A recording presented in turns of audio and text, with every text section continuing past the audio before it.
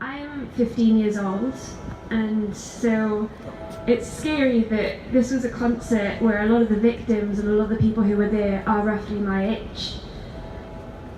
I don't want to grow up in a world like this. I don't want to have to see events like these happen so often as they do, and especially to people of all ages, and especially young people, because we are the future. I'd like to grow up in a world of peace and sustainability, and the only reason and the only way we can achieve this is by coming together. We are not going to be divided. We are not going to be set one against the other, one religion against the other, one colour against the other. That is not going to happen, because our strength is unity. Our strength is unity, and when I call for an end to terrorism, I mean all terrorism, and that includes state terrorism, it includes Assad, what he has done, it includes what Bush and Blair did as well. Because let's be clear about it, they are really the authors of this, and certain of them should be in The Hague now, facing a jury for war crimes. My mother called up, bless her, and she couldn't find me today, and she was frantic. She said, "Where were you? Why didn't you pick your phone up? Why weren't you WhatsApping me?" And I said, I went out for a run, Mum. What's wrong with that? Why? He goes, "Are you okay? Please don't leave the house."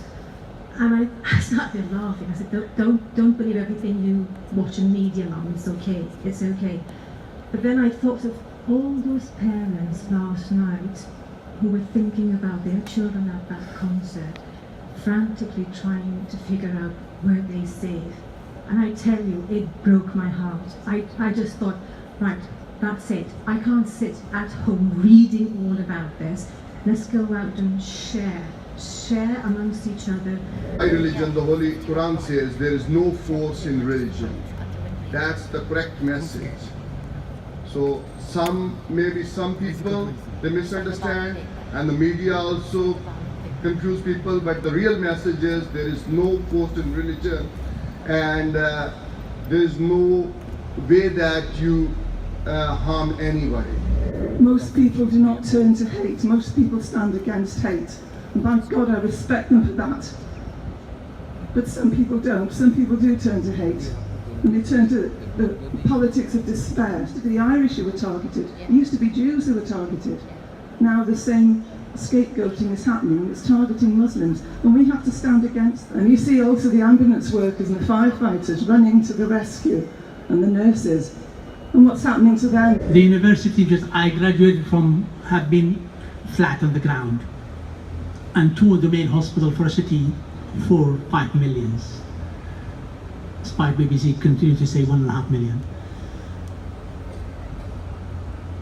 And we have to be realistic. If we're throwing bombs somewhere else, there should be some crazy people who do that again here in the country. It's not justifiable. We don't agree with that. We condemn all that, but we need to condemn all the bombing, all the unjust killing of human beings.